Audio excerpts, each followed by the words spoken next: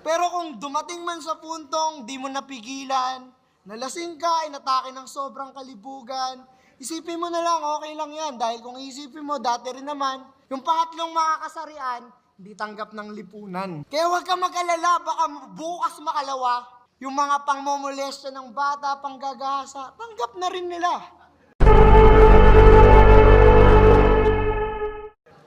Hindi yun malabo. Pagkat imbis ikondena yung issue, pinagtatawanan nyo pa. Kaya kayong mga natuwa sa sinabi ng maskara, nakakasuka.